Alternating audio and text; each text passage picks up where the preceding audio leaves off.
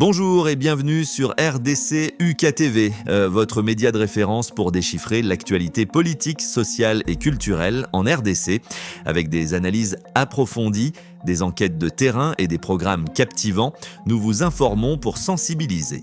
Rejoignez notre communauté, aimez, commentez, partagez et surtout, abonnez-vous pour rester informé des réalités qui façonnent la RDC en Afrique et partout dans le monde.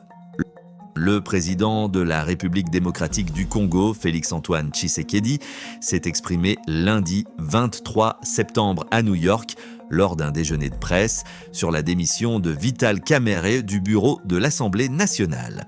Il a affirmé que l'ancien président de la Chambre basse du Parlement demeure son allié. « Je ne suis pas à l'origine de la démission de Vital Kamerhe ni de ses problèmes. Je ne vois pas pourquoi il voudrait me tourner le dos. Je n'y suis pour rien. Je continue à le considérer comme un allié, comme un frère », a déclaré le chef de l'État.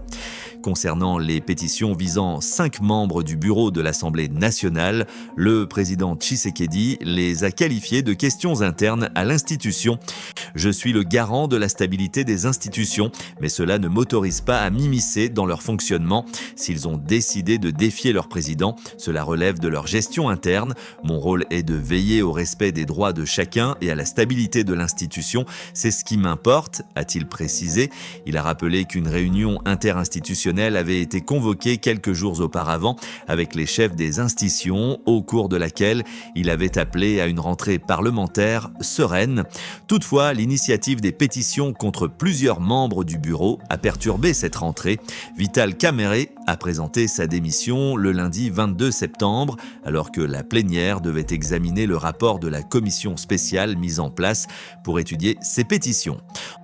Antonio Guterres et Félix Tshisekedi échangent sur la situation dans l'Est de la RDC.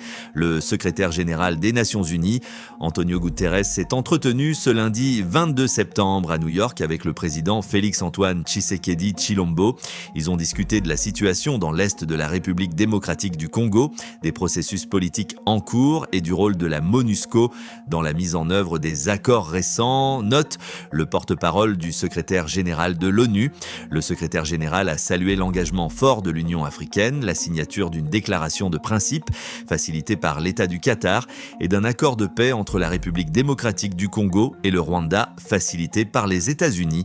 Antonio Guterres a réitéré le soutien des Nations Unies à toutes les initiatives de paix. Leur entretien a tourné autour du processus de paix en RDC et toutes les initiatives visant à mettre définitivement un terme à cette crise.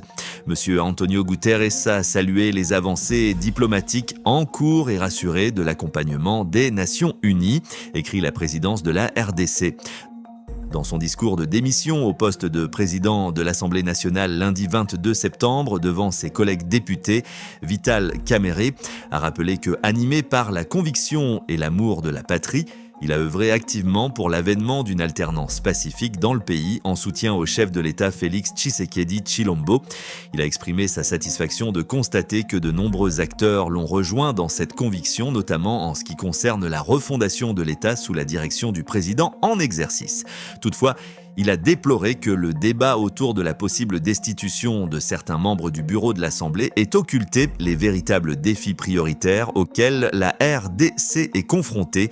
Ces défis, a-t-il insisté, sont ceux qui cristallisent les attentes du peuple et donnent à l'action politique toute sa substance patriotique. Vital Kamerhe a affirmé avoir consacré l'essentiel de sa vie à la recherche et à la consolidation de la paix, ainsi qu'à l'amélioration des conditions de vie de la population congolaise. Son discours, empreint d'émotion, s'est voulu apaisant. « Je tiens à rassurer que je ne nourris ni colère ni ressentiment envers qui que ce soit. Mon cœur est trop étroit pour s'encombrer de tels fardeaux.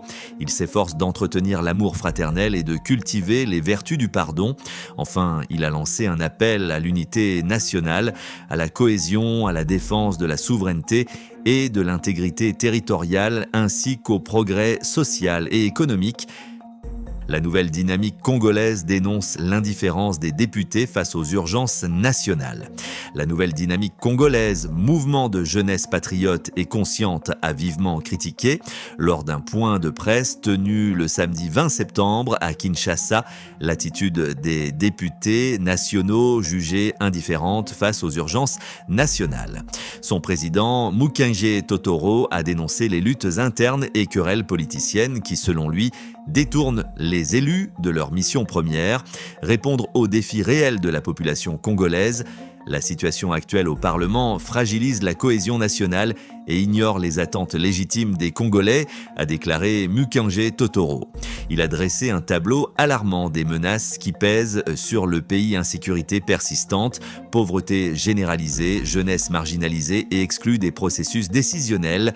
Appel à la responsabilité et à l'unité. Mukenje Totoro a lancé un appel à toute la classe politique congolaise pour que l'unité et la lucidité prévalent sur les intérêts partisans.